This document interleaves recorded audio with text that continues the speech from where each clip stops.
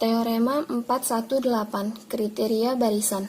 Misalkan F memetakan A ke dalam bilangan real, dan misalkan C adalah titik kumpul A, lalu ekuivalennya yang pertama, F mempunyai limit L di C, dan yang kedua, untuk setiap barisan Xn di A konvergen ke C, sedemikian sehingga Xn tidak sama dengan C, untuk semua N elemen bilangan asli, barisan Fxn itu konvergen ke L. Nah, jadi antara pernyataan pertama sama pernyataan kedua ini saling ekuivalen. Jadi di sini yang ingin dibuktikan adalah barisan Fxn itu konvergen ke L. Sebagai contoh,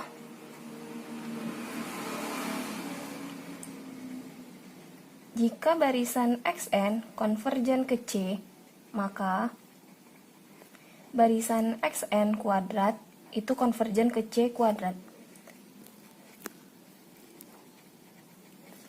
Dengan kriteria barisan,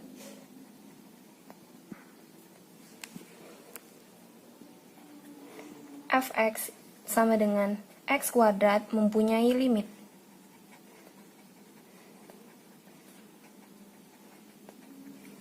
Yakni limit Fx di mana X mendekati C itu sama dengan limit X kuadrat di mana X mendekati C. Itu hasilnya adalah C kuadrat. Hal ini membuktikan bahwa barisan Xn itu konvergen ke C karena dia mempunyai limit.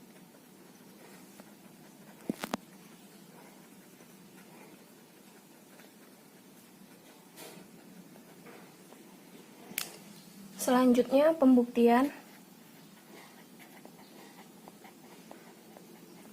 I1 maka I2.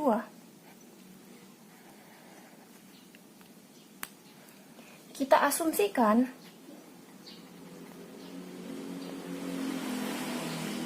limit F sama dengan L di mana X mendekati C dengan barisan Xn berada di A dengan limit Xn sama dengan C, dan Xn itu tidak sama dengan C. Untuk semua N elemen bilangan asli, misalnya epsilon lebih besar dari 0.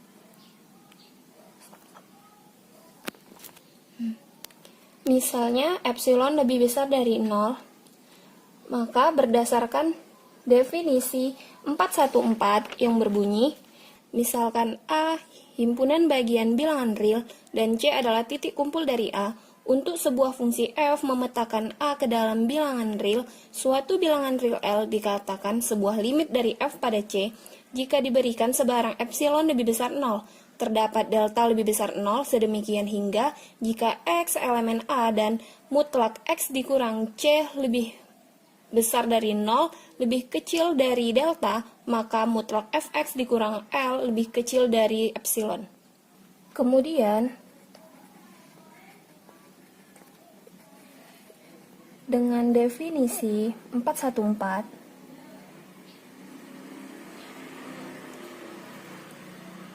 ada delta lebih besar dari 0.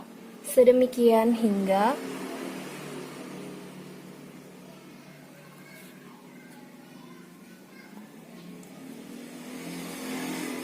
jika X elemen A memenuhi mutlak X dikurang C lebih besar dari 0, lebih kecil dari delta, kemudian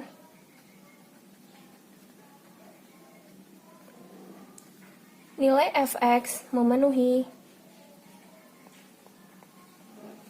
mutlak Fx dikurang L lebih kecil epsilon. Nah, nilai delta biasanya bergantung pada nilai epsilon. Catatan. Nilai delta bergantung pada epsilon.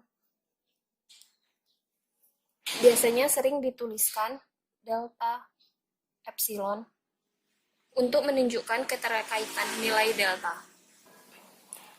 Nah, sekarang kita menggunakan barisan konvergen dari definisi 313.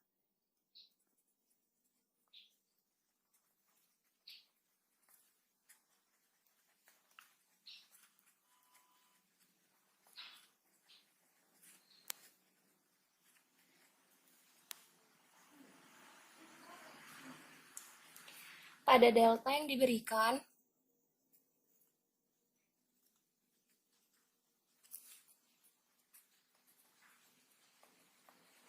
untuk memperoleh bilangan asli,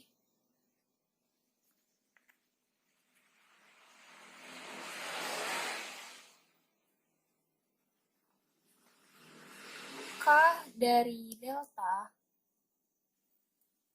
sedemikian sehingga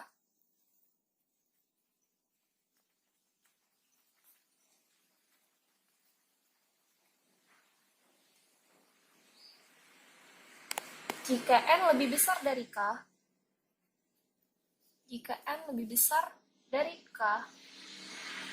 delta, maka mutlak Xn dikurang C lebih besar dari delta. Tetapi, untuk setiap Xn, kita mempunyai mutlak Fxn dikurang L lebih kecil dari epsilon. Jadi, jika N lebih besar dari K delta, maka mutlak Fxn dikurang L lebih kecil dari epsilon. Oleh karena itu, barisan Fxn itu konvergen ke L. Jadi, terbukti pernyataan I2 untuk setiap barisan Xn konvergen ke C, barisan Xn berada di A. Sedemikian hingga Xn tidak sama dengan C untuk semua N elemen bilangan asli, sehingga barisan Fxn itu konvergen ke L. Pembuktian I2 maka I1, yaitu pembuktian argumen kontrapositif. Anggap limit F tidak sama dengan L di mana X mendekati C, sehingga persekitaran epsilon 0L sedemikian sehingga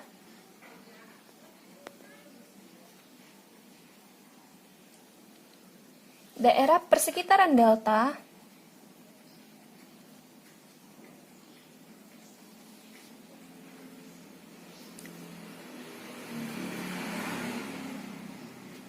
dari C yang kita pilih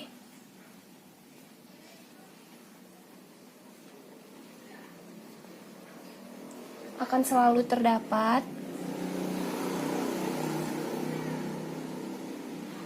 paling sedikit 1 X delta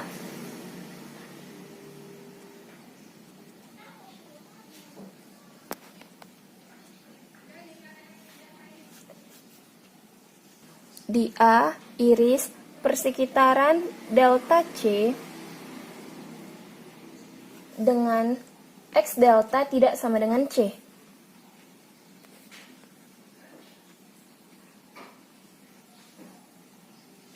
Sedemikian sehingga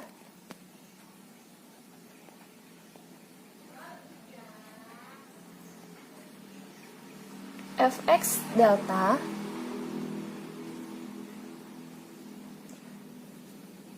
bukan himpunan bagian dari persekitaran epsilon 0L. Oleh karena itu, untuk setiap n elemen bilangan asli, daerah persekitaran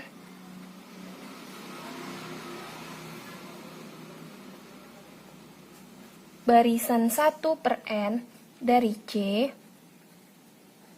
memuat suatu bilangan xn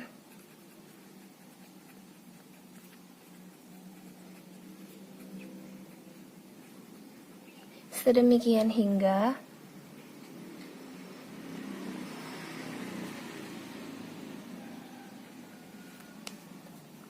mutlak xn dikurang c lebih besar 0 lebih kecil 1 per n dan xn elemen A. Tetapi mutlak fxn dikurang L itu lebih besar sama dengan epsilon 0 untuk semua n elemen bilangan asli.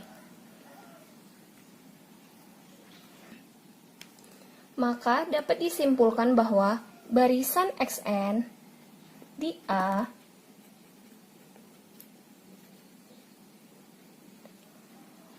xn konvergen ke C, tetapi barisan fxn tidak konvergen ke L.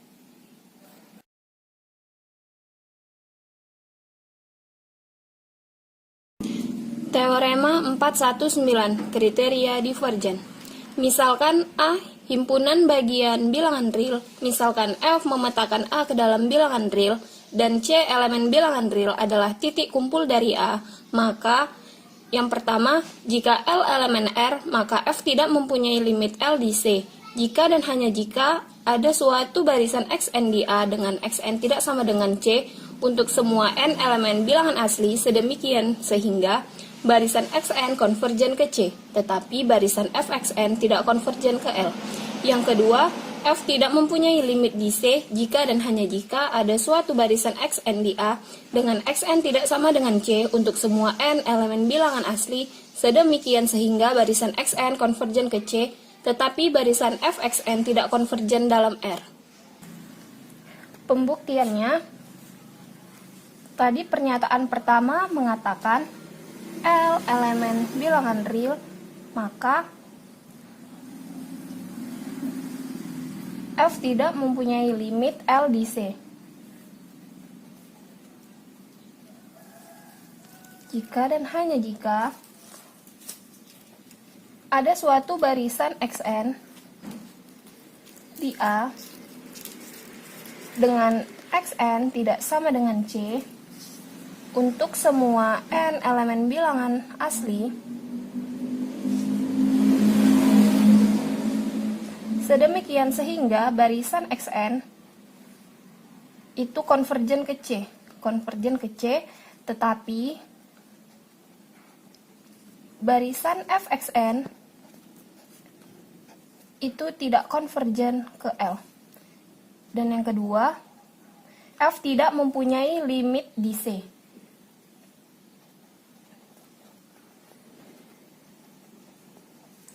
Jika dan hanya jika ada suatu barisan xn di A dengan xn tidak sama dengan C untuk semua n elemen bilangan asli sedemikian sehingga barisan xn itu konvergen ke C, tetapi barisan fxn itu tidak konvergen ke R. Kita misalkan fx itu 1 per x. Kita ketahui bahwa limit 1 per x di mana x mendekati 0 itu tidak ada. kita ambil sembarang barisan xn itu sama dengan barisan seper n untuk setiap n elemen bilangan asli. Maka limit dari seper n adalah 0, atau barisan seper n itu konvergen ke 0. Tetapi fxn itu sama dengan 1 per 1 per n. Kenapa bisa 1 per 1 per n? Nilai fx tadi adalah 1 per x. Jadi nilai x ini kita ganti dengan xn 1 per n, makanya menjadi 1 per 1 per n. 1 per 1 per n itu adalah n. Oleh karena itu, dapat diketahui bahwa barisan fxn itu sama dengan barisan n. Karena n itu merupakan barisan bilangan asli dan n tidak terbatas. Maka barisan fxn itu divergen, bukan konvergen. Oleh karena L elemen bilangan real, maka